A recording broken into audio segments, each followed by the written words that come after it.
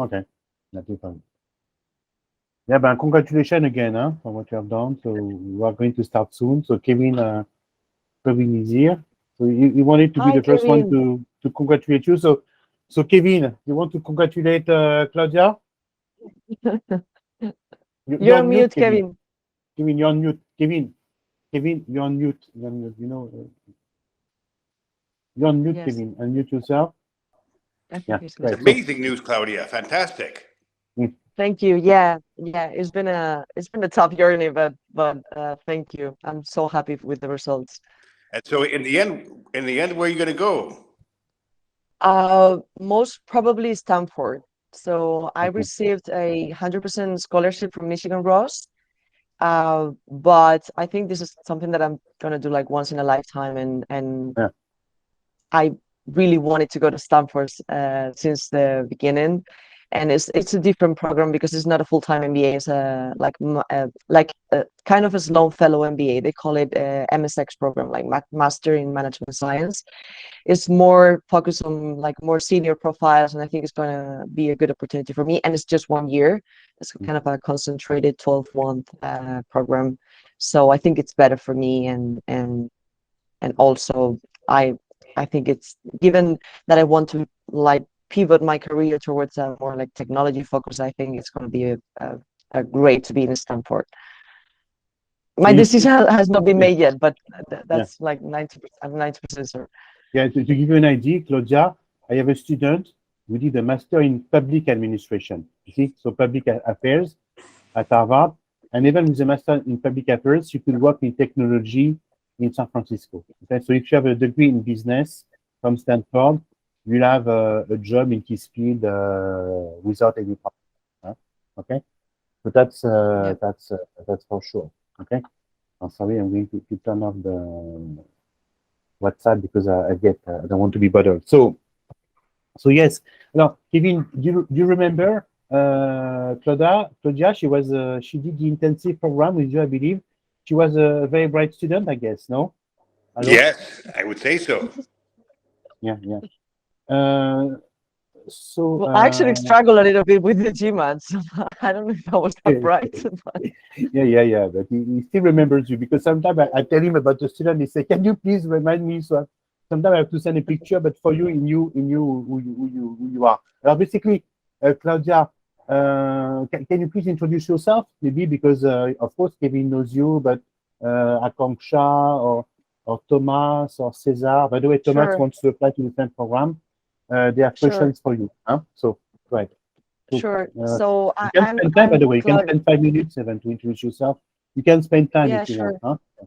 sure. Yeah, sure. Well, just stop me if you have any questions. But Mm, I'm basically 32 years old. I was born in Spain. I've been like I've dedicated most of my career to work in strategy and operations consulting. Lately, well, the last 6 years of my life have been working in Ernst& Young in Havana, Cuba. So this has been like a pretty unique journey during my professional life. I my type of the type of consulting services that we provide here are more focused on like foreign investment processes. So we help foreign companies that are on the process of investing in Cuba, and we basically give them advisory services throughout the process. I kind of went through like a reflection stage in my life last year when I was promoted to senior manager. I'm basically now like the leader of the entire operations and strategy consulting area. And after 10 years working in strategy consulting, and given that I've been living in Cuba for such a long time, and Cuba is basically a place where time stopped 60 years ago.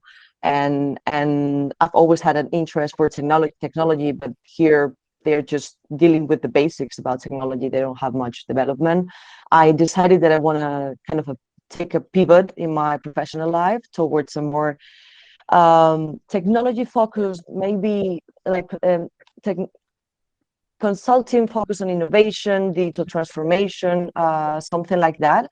And I thought that doing an MBA would probably be the best option for me, especially considering that I have always wanted to work in the US, and of course it's kind of complicated to get a sponsorship in the US if you are European. So I decided to start my MBA journey, and that's when I basically contacted with MBA Center to help me out with the whole process, the decision about which universities better fit my profile, and then all the process of application, doing essays, interviews, etc., until today. So basically, I decided to apply for 6 programs, 4 MBAs and 2 Sloan Fellow MBA. The difference between MBA and Sloan Fellow MBA, MBAs are basically 2-year program, where Sloan Fellow MBA are 1-year programs, focus on more like senior profiles with a minimum of 10 years of experience. And the content is basically the same. So the courses are the same, the electives are the same. The only difference is the cohort. The cohort is more senior, is usually have an average of 14 years of experience. So I also wanted to have like that opportunity to maybe explore that area.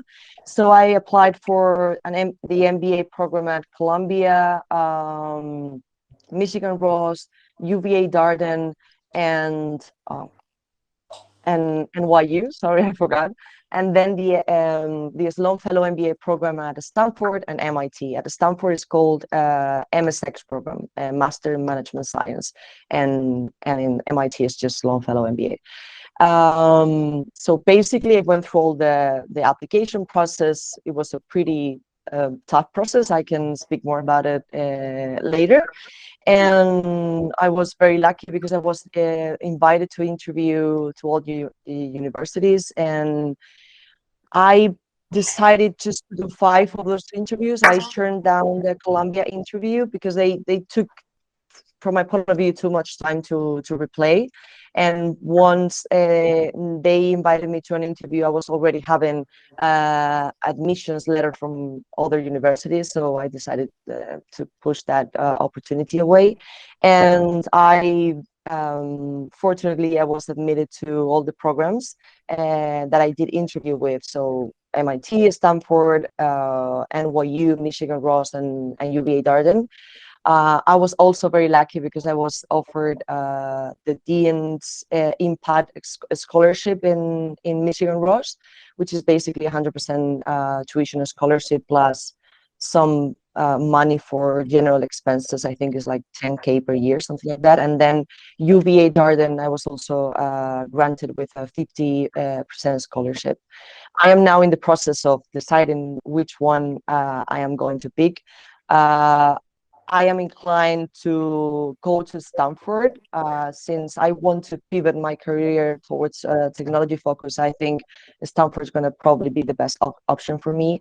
And given that I'm 32 years old, I already have like plus 10 years of experience.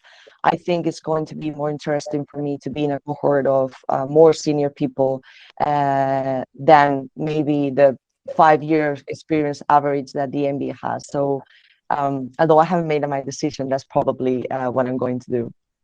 Let me remind me, Claudia, is Stanford a STEM program? The MS6, is it a STEM program or not? Is it STEM? So would you get a visa for 3 years? Is it a STEM program? Yeah, that's important. I didn't mention that. So one of the, let's say, criteria that I follow to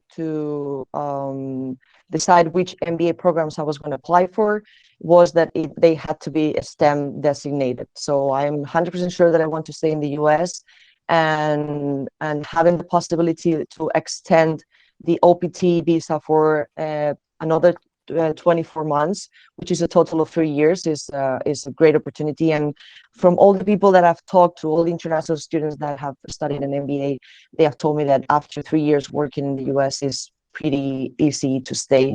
Yeah. So yeah, all the programs that I have applied to are STEM designated, and the MSX at Stanford as well. Okay. So she has prepared the interview very well, Kevin, no? You don't think that she's bright? Huh? Perfect interviewer, no? It's amazing. I ruled out Columbia because I took too long to reply. That's what by the way, that's the way I will write my post. Claudia, the student who turned down to Columbia. And people will be so amazed because they all dream of Columbia, that she turned down Columbia because she could not wait. Huh? So you have such students, Kevin. Huh? That's a type of anecdote that you can tell to your student. Yesterday, we interviewed a student who was so good that she turned down Columbia. The truth is, it took too long. I mean, I don't know why. And my MBA Center coach was Bia Campos, a Brazilian woman.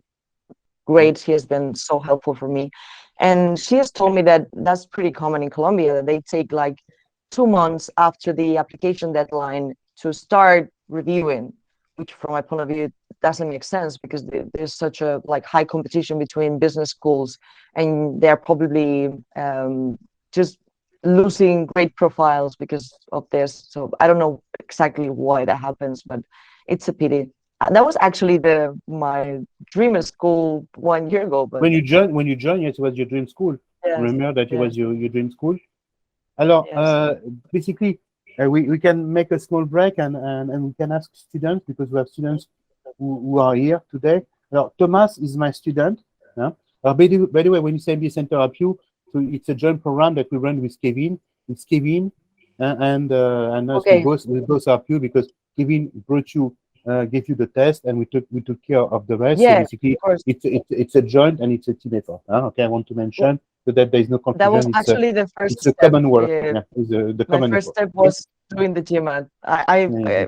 I didn't talk about that, but that was like the basic thing. Maybe that because she doesn't have good memories, but not of your class, of the GMAT, Kevin. And it happens that GMAT sometimes is not the best memory, so that they have in life. That's true. Yeah. That's true. Yeah. Well, basically, I wanted to join this meeting because I wanted to congratulate Claudia in person.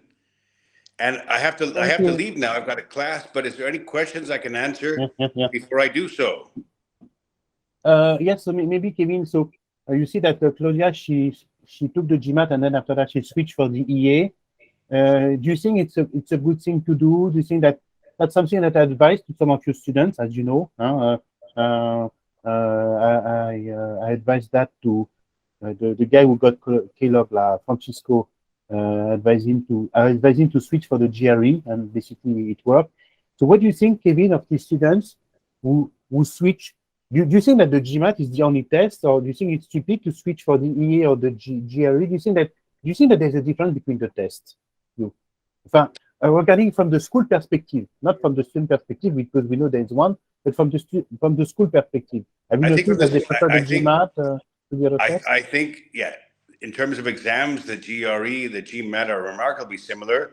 But in terms of how the schools interpret the scores, it seems that with the GMAT, they're much more demanding. Whereas with the GRE and the EA assessment, they're just looking for a decent score. It's true. Yeah. And that's something that really surprises me. I don't know why it's the case, but we'll take advantage of it as long as we can. Yeah, but what you have to explain is that students, they should start with the GMAT because the GMAT will give you the basic, okay? And then at the end, they switch for the EA and the GRE. And that's something that you have to explain to them. Start with the GMAT and then switch for the GRE and the GMAT, because you agree that, Claudia, even though you switch for the EA, what you have done for the GMAT helped you a lot.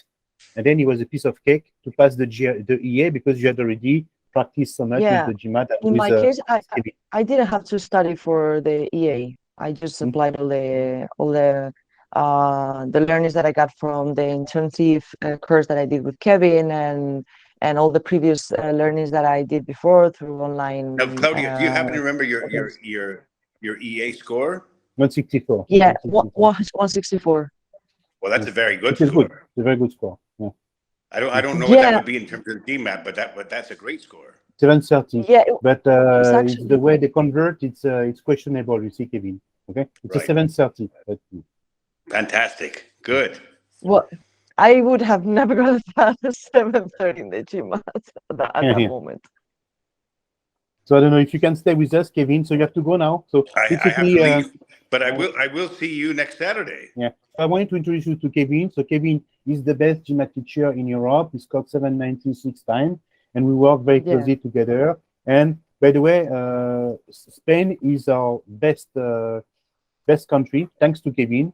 And thanks to him, we have so many students accepted to INSEAD, to basically the top student that we get from Europe accepted to top MBAs, it's through Kevin. Okay. In France, the student that we get is for Masters in Management and Master in Finance, but the top one to Harvard, Wharton, Stanford, they come from Spain, they come from Kevin's place. So the collaboration is very, very strong. We are very good friends, and he gives us very good students. Huh, Kevin? Right. But the nice thing is, I know that when I pass a student of mine on to you, that student's in very good hands. Yeah. All right. Well, congratulations, Claudia, and let us know what you find. Thank you. What you decide in the end. Thank It looks you. like you're leaning towards Stanford, but you never know. Yeah, thank Right. you. I will let you know. Thank I you. mean, Have a good day. a full scholarship and a stipend it's hard to say no to. Yes, it's true that she's getting so much money from there, but money is not the only thing, Kevin. Huh? Money is not the only thing. It's a wonderful dilemma. Yeah, it's a good. It's a blessing. She wished that she had the same thing. Thank you, All Kevin. right. Thank you for everything. care. And I want to thank you. Thank See you you. next week. Yeah. So basically, it's interesting that we have Q&As now, because there are some students that I know well, and I know that there is one who is going to apply to the same programs, the student fellow. So Thomas, hello Thomas, how are you? Hello, Thomas. Yeah. Hello. So Thomas is from Slovakia. I don't know. Maybe some of you don't even know what Slovakia is. Okay. Last time I was with a student from New Delhi, and I said this guy is from Zurich, and he had no idea where Zurich is. He had no idea of where it is. But at the same time, I understand that for an Indian, Zurich. Alors, Thomas, you would like to be here in 6 months. You would like to come for a seminar in 6 months and to tell us about your success. So, what are the questions that you have for Claudia? I'm sure that you have many. I would maybe start with the obvious one. I heard what you were saying, Claudia, regarding your position, right? And it takes basically a lot of time to prepare for a GMAT. How did you do it? How did you split your time to even manage to get along with all those things?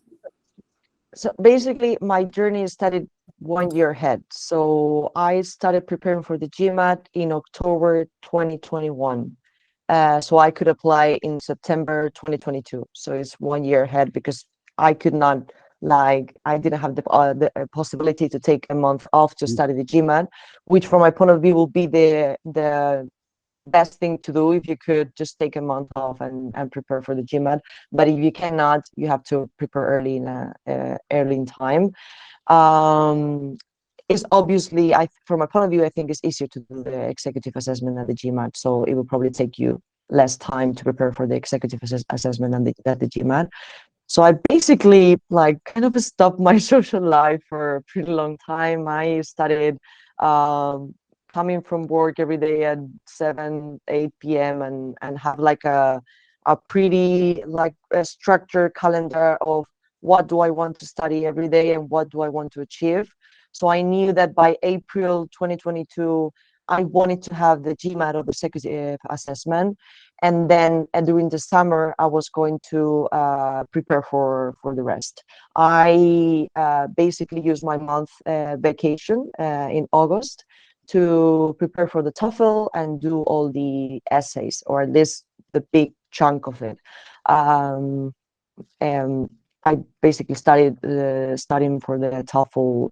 I think it was 1st of August, something like that, or 8th of August, something like that. And then I had the exam the 31st of August. And then during that time, I used to study 3-4 hours a day for the TOEFL.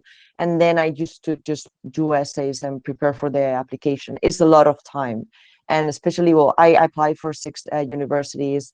It's a lot of time what it is required. So I think taking a month off just to do that part is a wise decision, because if you work at the same time that do this, it's going to be tough, and you're going to be burned out very soon. Yeah. It is. So basically, it's true that you have as much time as you want to prepare for these MBAs. For instance, Claudia, she could have decided to apply for next year, but once you apply, you have to be very well organized. Huh? And working with you, Thomas, that's probably something that you have to follow. Is that you have to be you have to focus at least 3-4 times a week on your GMAT. Huh? Probably. And then something. one thing that I would add, I think, and that I didn't do, and I should have, I think, is as soon as you apply and you submit all your applications, start preparing for the interviews. Like, you don't really need to at least start preparing for the basic, tell your story, prepare for all the behavioral questions, try to start looking at that and getting used to the type of questions of the interviews, because once you start getting interview invitation, well, in my case, I had 5, and it was a crazy month and a half. Like every 5-6 days, I had an interview, and it's quite a lot of time that you need to prepare, because each university works differently, and each interview is different.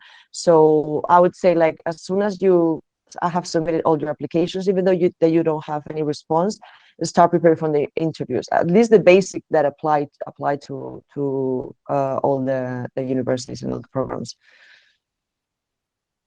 So yes, so that's something important, but also what is very important is before to be very well organized to how can I say to get the right GMAT. And you see you have a time for the test, a time for the application, and a time for the interview. Huh? Okay, and that requires basically you can tell very fast whether a student is motivated or not when you see how much work he puts in the scene. Huh? Okay, that's you have to important. build a schedule and set deadlines. Like, what do I want to get by Thursday, by Friday next week? I don't know.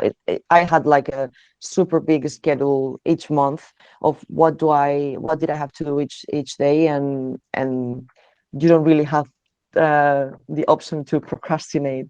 Maybe just a little bit, but not that much. Yeah, because you have to apply to round 1. You have to. So basically, when did you get your EA score? In May, June? When did you get the EA score? May, June? It was April 17th. Okay. And then from there, we started to work on your application. Yeah, and then we started to work on your application. And we even met before the EA. Huh? I would say that I did the executive assessment. Then I maybe spent like 2-3 months not doing much about applications, and then I started, let's say, in July to prepare for applications and to think about the TOEFL again. Like, I had done it like many years ago, but I had to like refresh all the knowledge, and like looking at like TOEFL material to use, and building my kind of my calendar, my studying schedule preparation schedule for the summer. But yeah, I think I took maybe a couple months off from mid-April to beginning of July, more or less. I did not really do much apart from just learning about the universities, right? This is something that just join every webinar that you can, start talking with the students. I know that's something that may seem pretty scary from the beginning, or at least for me was, but basically you just need to I don't know, send cold messages to people on LinkedIn, and it's absolutely fine. Maybe you send 20 and you get 4 or 5 responses, but there will be someone willing to speak with you, and just look at your network of contacts. I'm sure that you will find someone who is a friend of a friend starting up that university, and start getting familiar with that university as soon as possible. I think is also a good idea. Yes, of course, there are many things. Yes, we have worked together, we have done many things, but of course, networking is also very important. And probably there is something, I don't know if it's something that you have done, is the Forte Foundation for Women. You have not been in contact with them, because there are many girls who get Forte Foundation's scholarship. Have you been in contact with Scotland Foundation? No, not really. Yeah, I actually, well, They give you something? I They give you something? participated in a couple of events, and I was granted with a Forte Fellowship in Darden. But I haven't done much with them. Just they do many events. You participate in on those events, and they're pretty useful because there's one event which is called Forte. It's for women, but really many people join, men and women. And I think it was around July, something like that. And they have like booths, like separate places where you can join the university, and you have a couple of admission person and maybe an admin or career development employee from that university, and you can just connect and like this type of chats and ask questions. And also is something good to look for is webinars where you get a fee waiver. So there are many universities that provide fee waivers to students just for attending to a webinar, for example, or just attending to different events. So I got like 2 or 3 fee waivers. I think one was MIT, NYU as well, and I remember Michigan Ross. But that's something to look at too, because there's some money you save. Because of course there are no women here applying, but for women, you know, there's a lot of help, and they are much more generous for women than they are for men.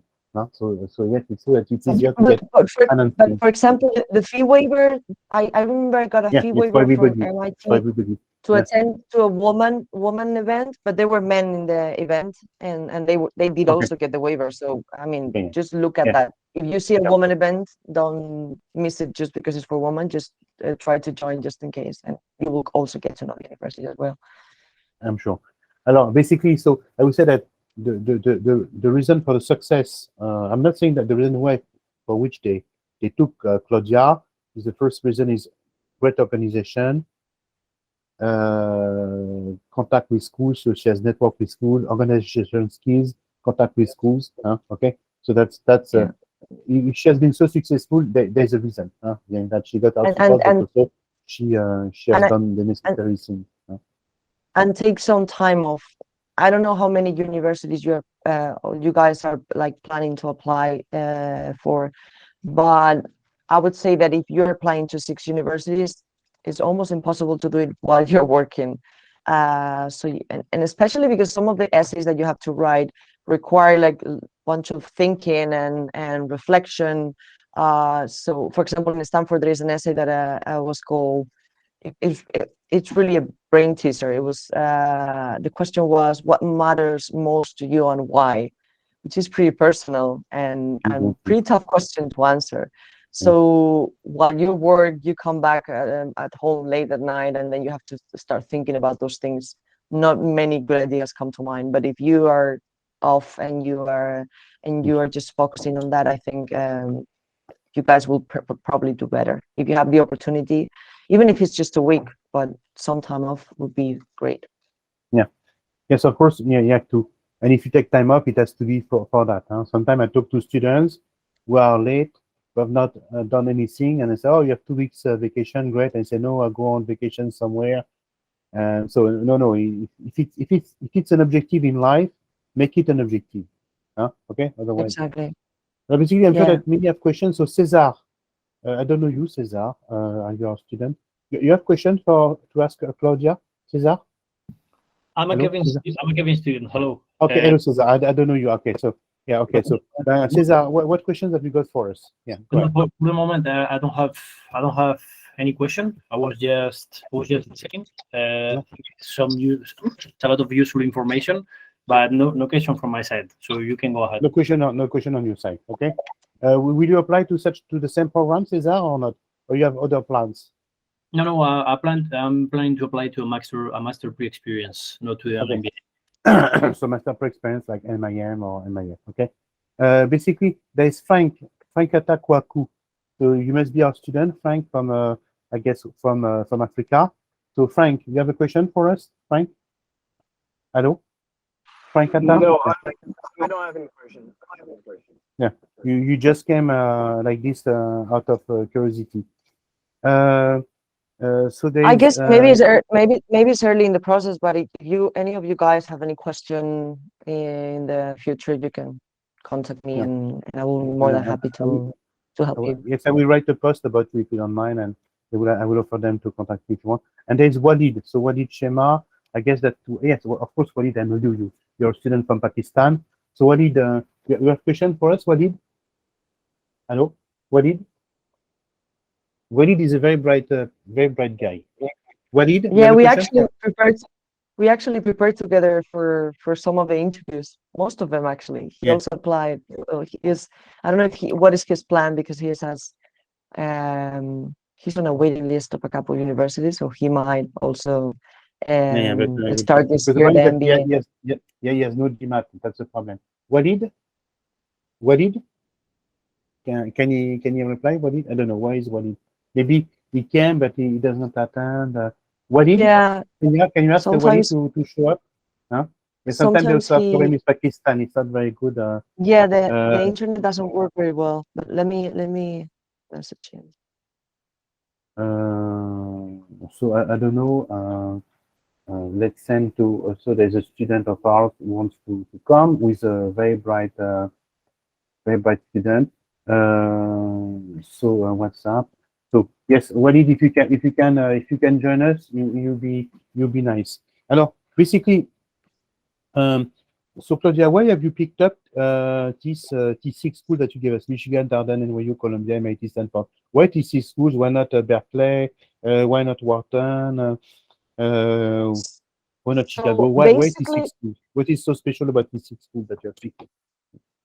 so I had like different let's say criteria why I chose these schools. Where Yeah.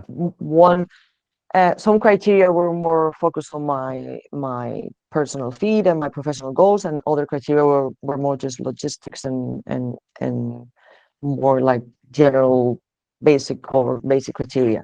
Then on one side, I wanted to apply for programs that were STEM designated. I was 100% sure of that. And on the other side, I did the executive assessment. I didn't do the GMAT. So there are many programs that I could not apply because I didn't have the GMAT. So with those two criteria, the kind of the possibilities narrow a little bit. And then I also look for universities that had like good programs or good chunk of electives dedicated to technology, digital transformation, entrepreneurship, and basically, well, MIT, Stanford are one of the best for that. Then Michigan Ross has also a good program if you want to dedicate or if you want to build a career in technology. Darden, in my case, is a university that I applied to because they follow the case, like the traditional case method in classes. There are just 2 schools that only use that method, which are Harvard and UVA Darden. And from the people that I spoke with, they told me that it's really, really interesting, like that teaching methodology and the way that they kind of structure it. They basically, you see different cases in different electives talking about the same company. So you can actually analyze a company from different points of view, which is pretty interesting.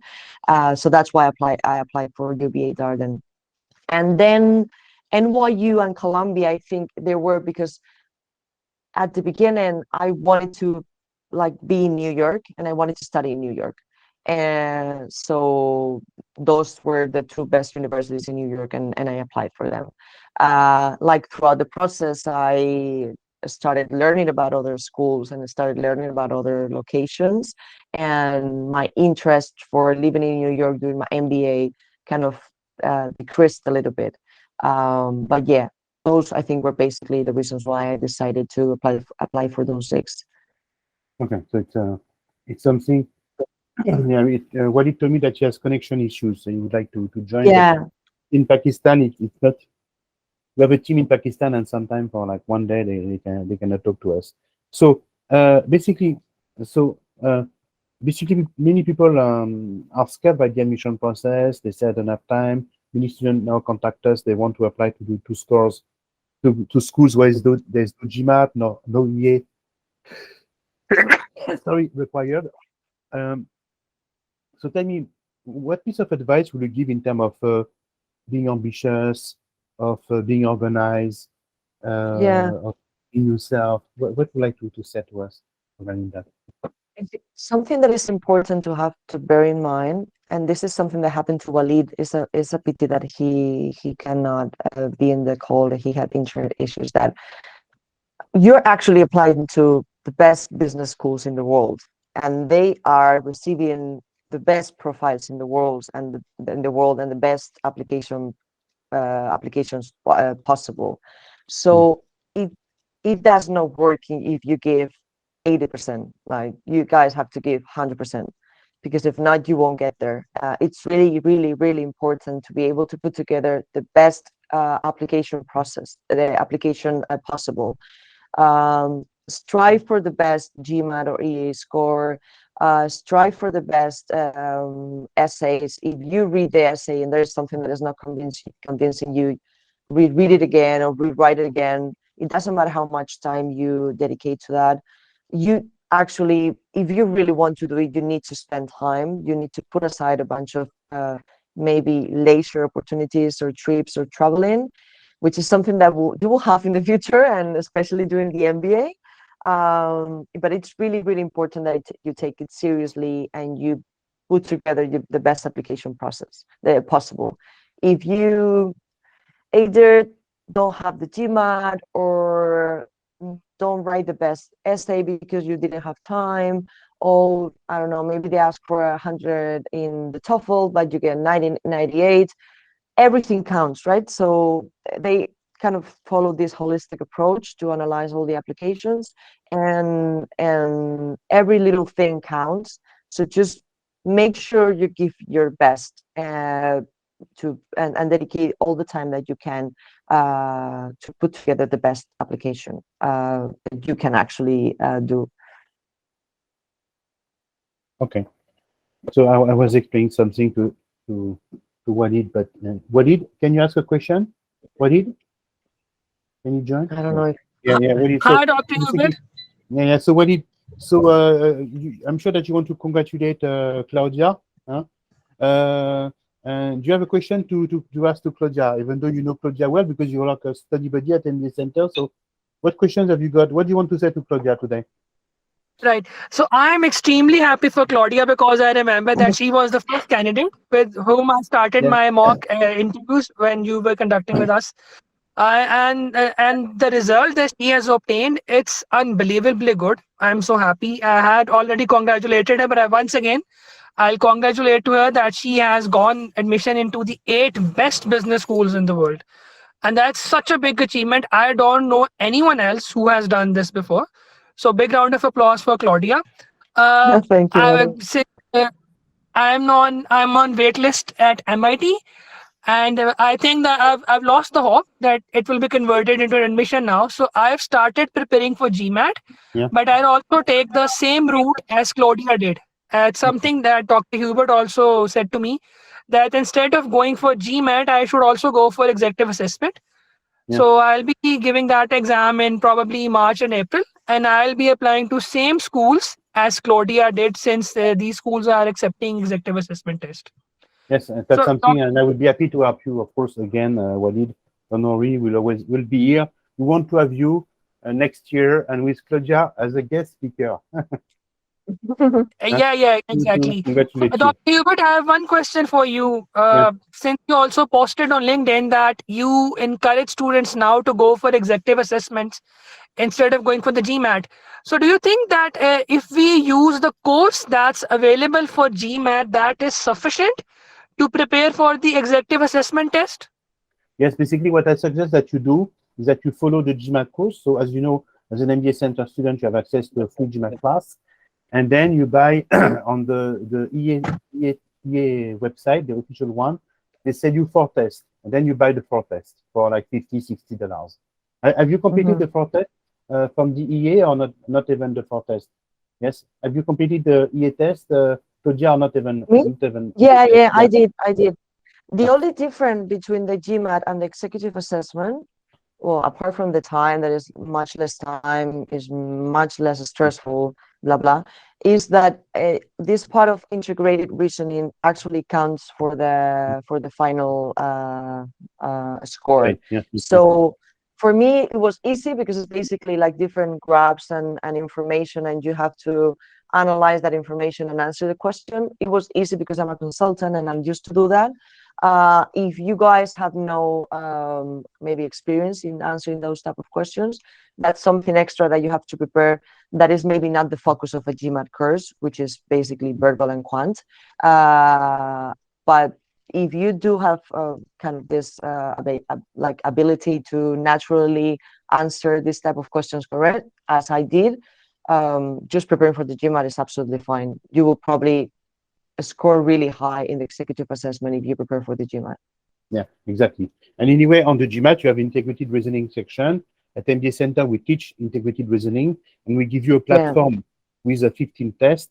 And in the 15 tests that we give you, there is an integrated reasoning section. So if you do the 15 GMAT test, you have completed 15 integrated reasoning section.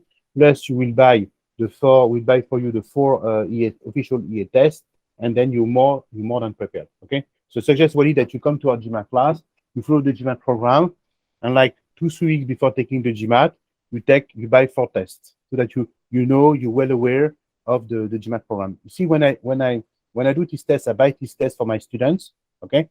Because of course we out of courtesy we buy them, and sometimes they ask me to correct them, and I'm very surprised to see that these questions are GMAT questions. By the way, even if you cut and paste them, and you put them on Google, you will see them in the GMAT club.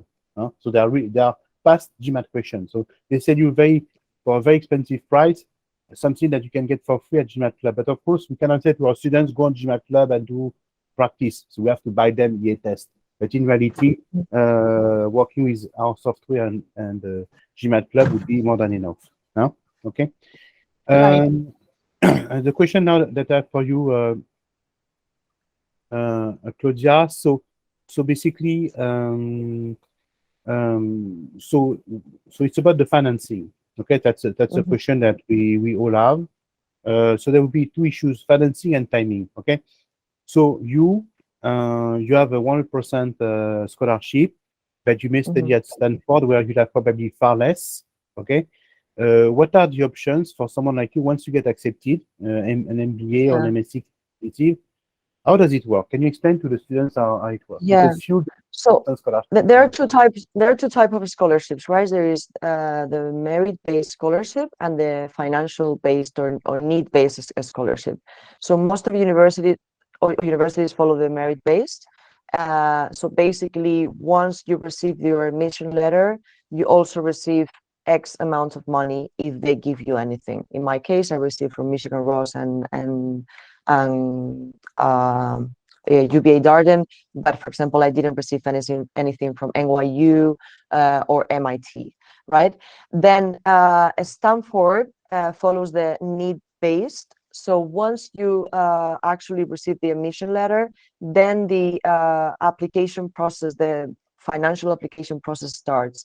So they have this deadline, which is the 2nd of January, I think, for the people that were admitted in the first round, in which you have to basically like submit a bunch of paperwork about your taxes, your assets, etc.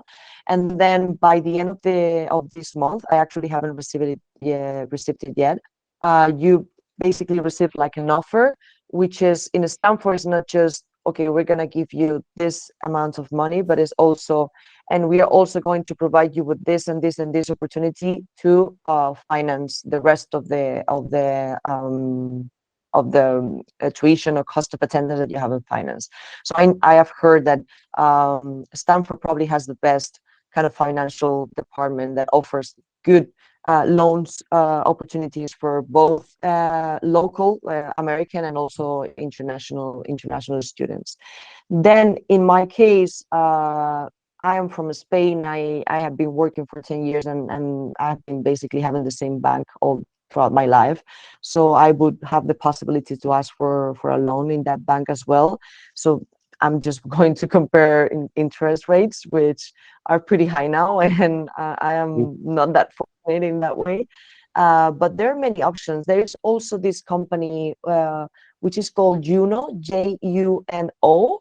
It's an American company. It's a kind of an American startup. I attended to an event.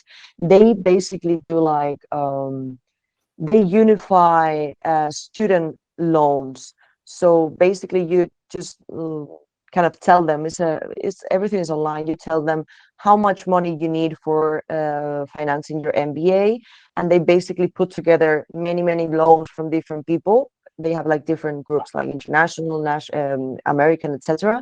And then they get you better interest rates and better conditions for those loans. So once you get into the journey of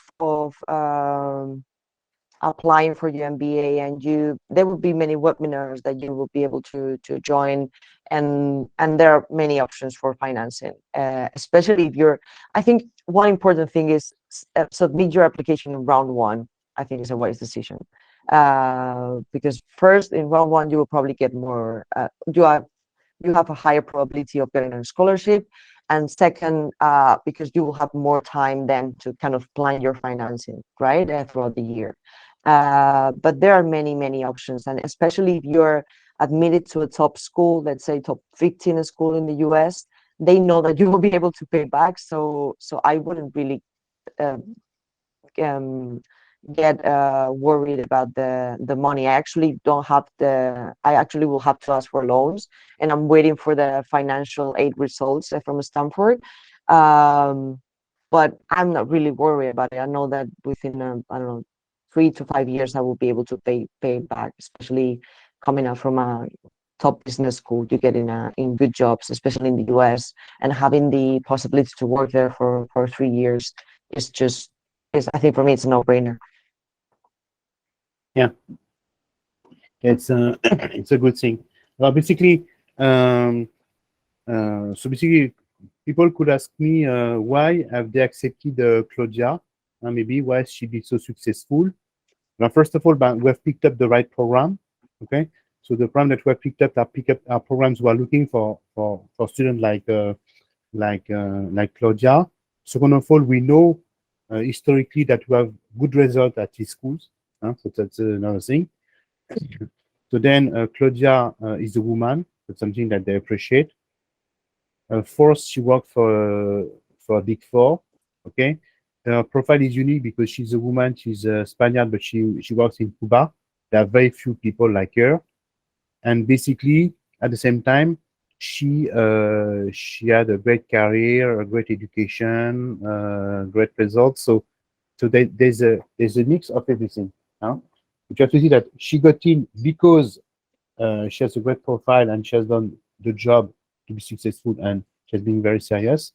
But the second thing important is that we try to work with schools where historically we have good results. For instance, I don't work with Berkeley because Berkeley I didn't have good results historically. I know when I send someone to Michigan, I know if they get in or they don't get in.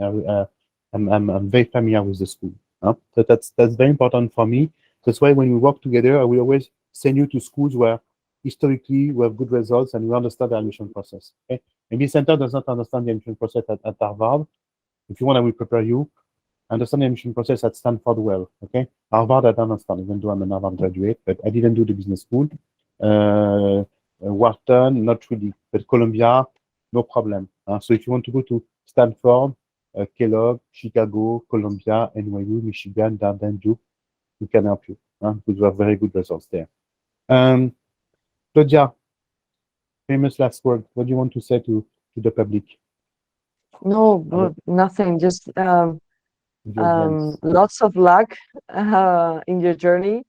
I'm so happy that it finished. I ended up exhausted from the entire process, but it's worth it. Like if you really dedicate time and if you work hard to get the best results possible, you will see the results, and you will receive the admissions letters, and it will be just the happiest moment in your year.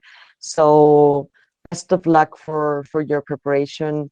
Well, you can have my contact through Stenia or Dr. Hubert, and you can reach me out if you have any question or any doubt throughout the process. I will be really happy to help. And just that, I don't know what else to say. Okay, I guess it's it's all about this. So Claudia, it was very nice. First, I want to thank you because you're a very intelligent person. It was a pleasure to prepare the interview with you. You know, sometimes when I was preparing the interview with Claudia, I was saying, okay, well, I was here to listen. Okay, I was just here to guide and listen because she's very good. She talks very well. You may have noticed. One day, if you want to work on TV, Claudia, no problem. They will take you. You can make a career in communication as well, in the TV as a journalist. I'm sure they will take you one day. You know, one day you can be an economic journalist. You can be an economic journalist. Life is long. They want us to work until the age of 70 now, so we have to be ready to have a long careers. Okay, and of course I will write a post about Claudia so that we can interact. So I wish you all the same, Thomas. I know that if one day you decide to work hard, you will make it. Walid as well. I'm sure that next year, if we prepare the GMAT or the EA, we'll make it.